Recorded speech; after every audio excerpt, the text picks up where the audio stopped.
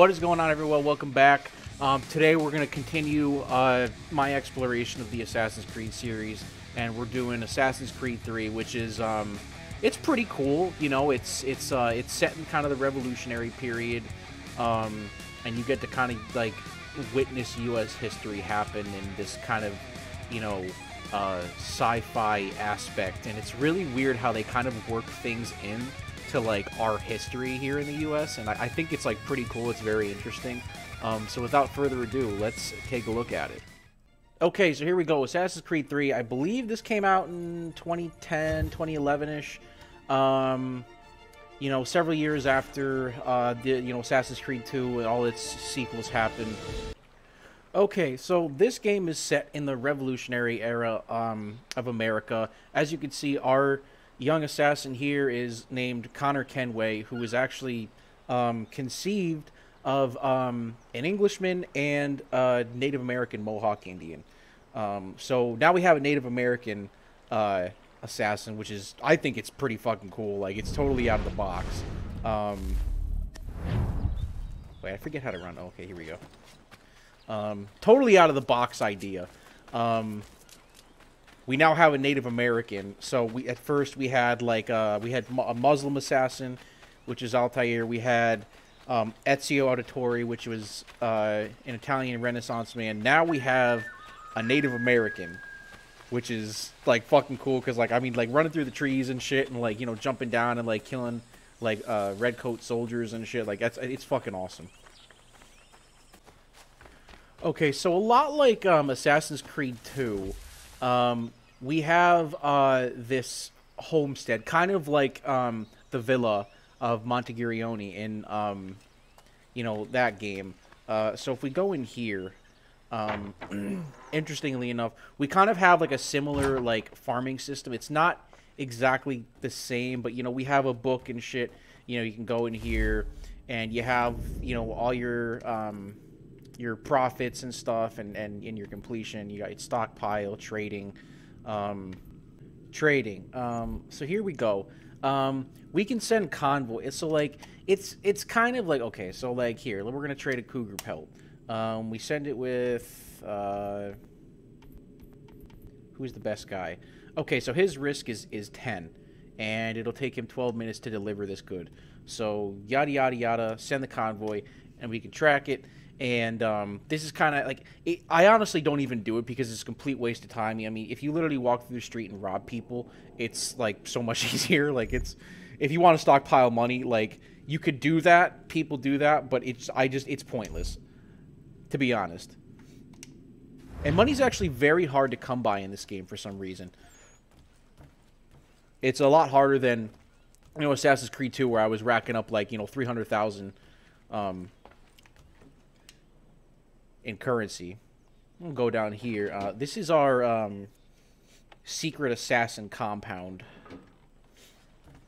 and I thought this part was awesome. Like, as soon as I played this, I was like, dude, they literally right here, they quite literally set up like the next 10 years of Assassin's Creed games. So right here we got, you know, from the beginning. I don't think Altair's garb is here. Here, wait, let me see. So we have Alexios from Assassin's Creed Odyssey. We have Algier. No, I don't think we saw this one yet. This might have been in one of the DS games or something, but I haven't seen this one yet. Obviously, Bayek from Assassin's Creed Origins. We got Shay Cormac from Rogue.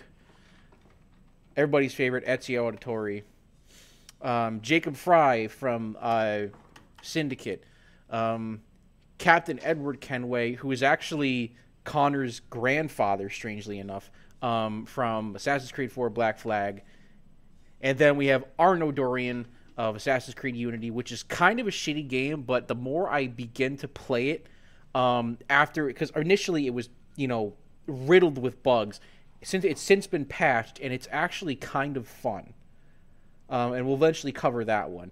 But, yeah, they literally, right here in the third game, they set up the next 10 years of Assassin's Creed titles right here with this Easter egg. All these uniforms. And it's, like, absolutely ridiculous. It's, like, I couldn't even believe it. All right, so then here we have your weapon room and shit. You know, like I honestly didn't even buy all the weapons because I was just kind of playing through them to like catch up so I can play Valhalla finally. Yeah, you have your your muskets, and when you buy all your weapons, they'll kind of be hanging in this room here. And here is your kind of hit list wall thing. Originally, like there's like a bunch of pictures of all like your guys with like the fucking thread and the pins and shit that you have to take out that are part of like the New America like Templar Order. Okay, so real quick, let's talk map size.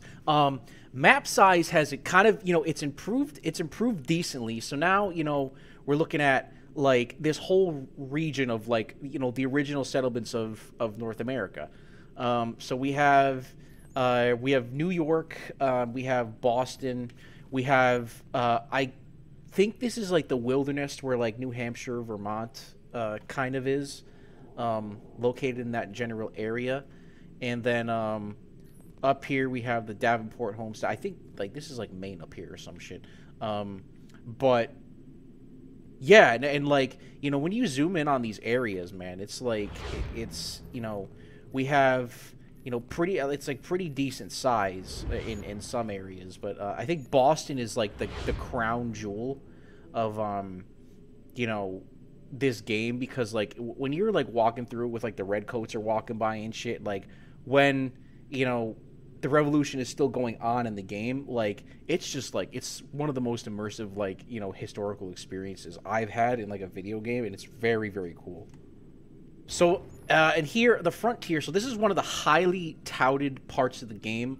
We'll zoom in here. This is one of the most expansive hunting worlds and like hunting systems that was ever implemented in a video game at this point. And it was very kind of revolutionizing. And what they did with you could plant like snare traps and catch rabbits and shit, and like you could actually track, because like the Native Americans are like great trackers and shit, so like you can go down, you can like say like, oh, like a deer nested here and shit, and it's like it's crazy. And this was kind of like one of the things like they released when they released the game, and they were dropping hints of it. They were like they put out like a big video of like the frontier and the hunting system. So very, very great inclusion.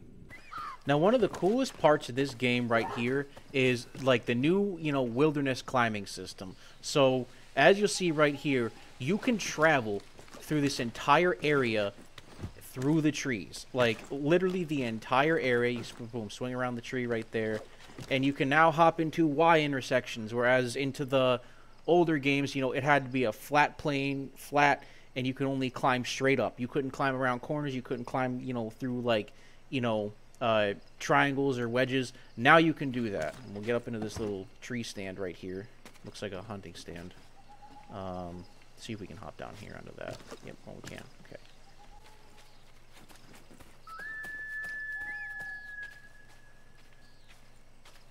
There he is.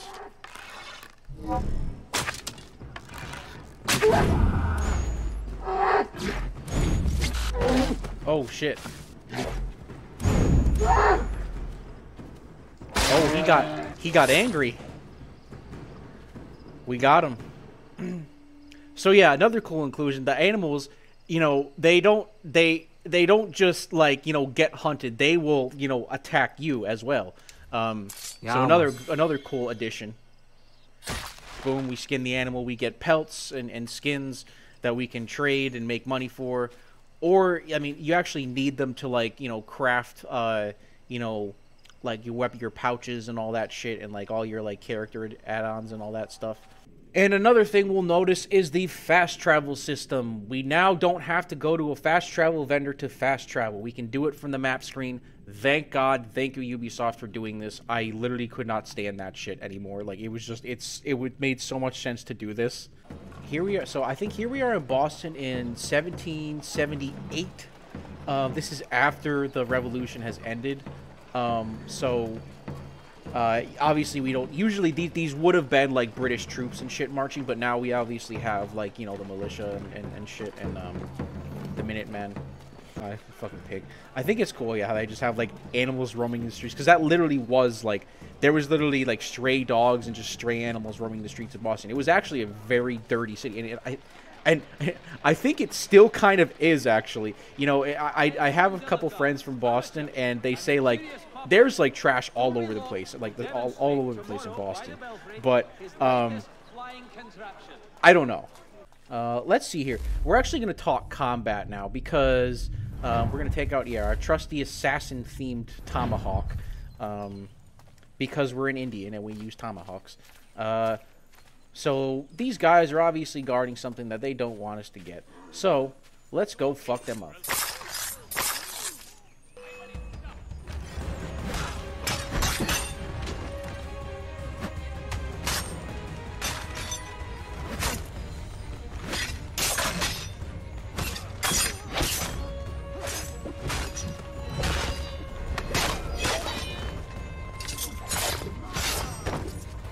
So, again, very free-flowing. You know, you mash your X button, hold your B button to counter. My favorite counter button. And as you can see now, you know, now we're starting to get a little more cinematic, too. So, you know, when you hit good counters every now and again, they'll, you know, give you this cool slow-motion cinematic type, you know, execution. Much better than, you know, Assassin's Creed 1 and 2.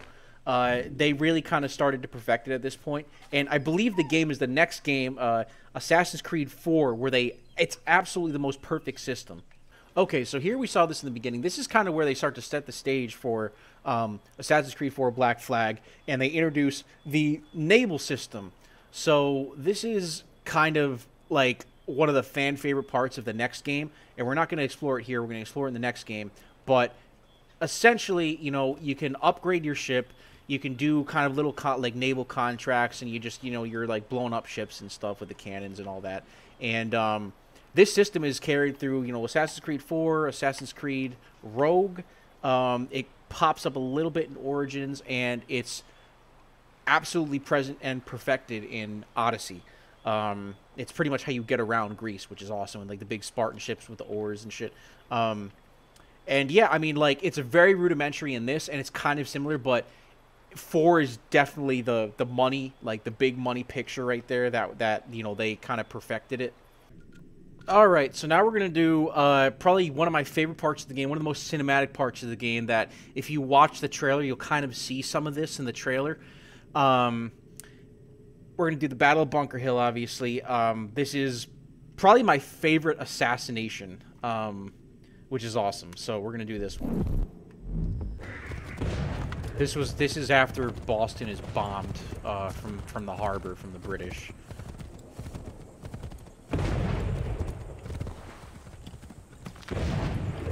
And above all else, men, do not fire until you see the white of their eyes. And set up camp on Bunker Hill. There's no good way to get at them. Not with that maelstrom growing down below. So now we gotta cross the battlefield at Bunker Hill without dying.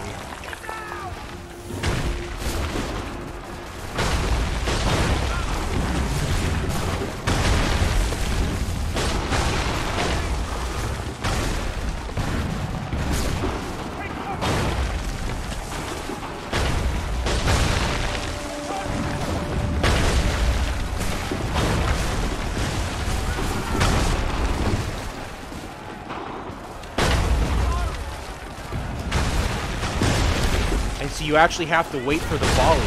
You have to wait, you have to watch, oh shit, I can see I got hit there. You have to watch the fire in the background, and you actually have to, like, you know, make your way through, like, when they, like, you know, fire in waves.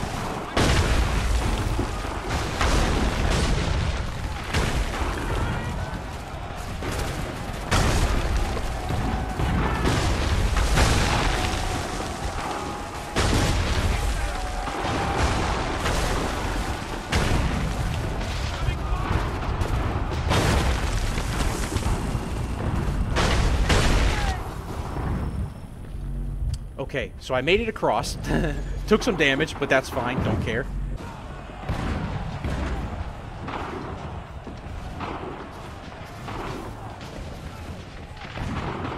There's the British.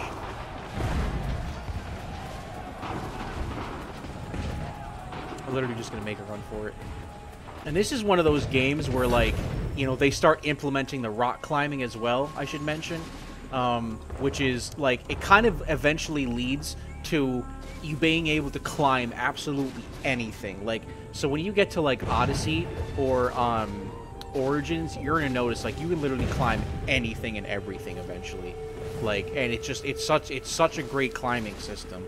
Like, you literally just hold, eventually you have to hold the A button to climb, but you literally just hold the button and you just start climbing. Nothing. Like, it's great.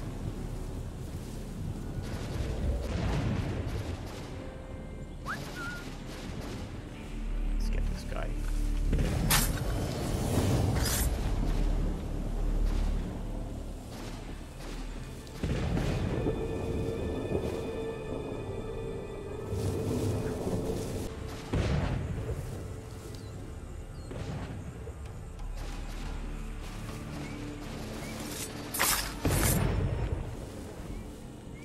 And we'll leave him back there. And we're gonna climb up this tree.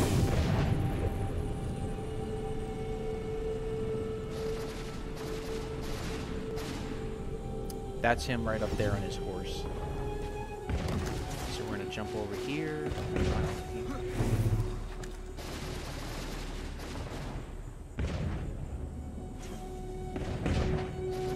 They don't notice us yet. Here we go. Yeah. You're got it.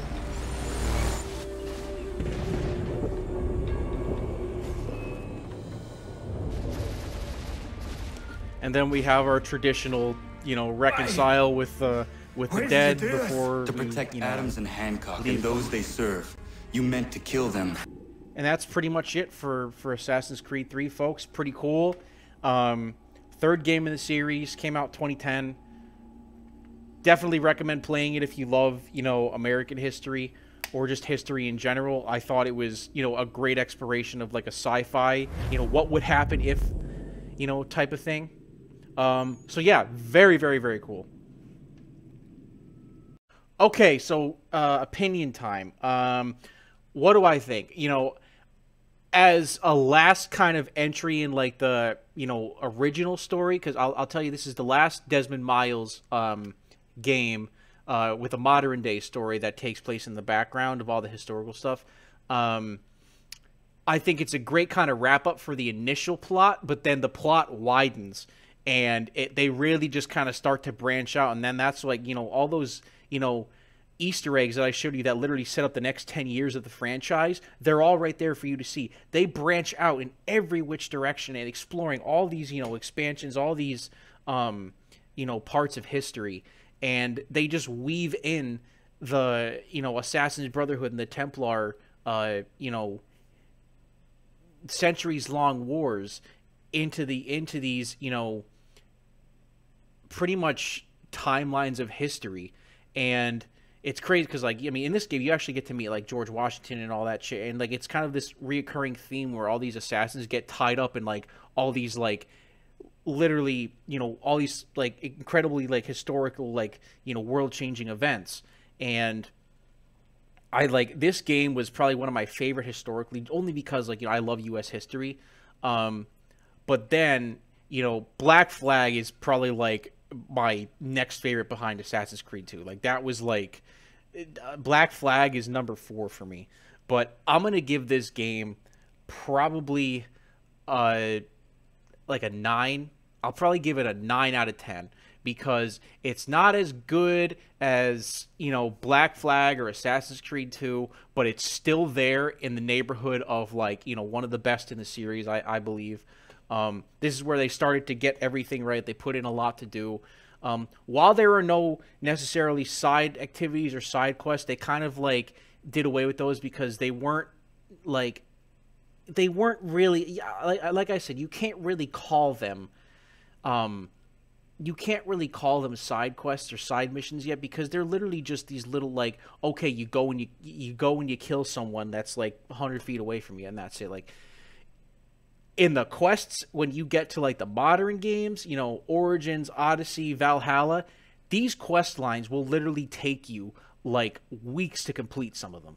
And it's like, now we're talking about side quests. There's people who are in Valhalla right now. They are 200 hours in and they have not finished the game. That's how packed it is with side quests and side missions. So, you know, we're starting to see it kind of develop in this title, but not quite yet. We're starting to look more kind of RPG-ish, not quite yet. But great game nonetheless. 9 out of 10. Definitely recommend playing it. And before I go, guys, if you liked the video, even if you didn't like the video, I don't care.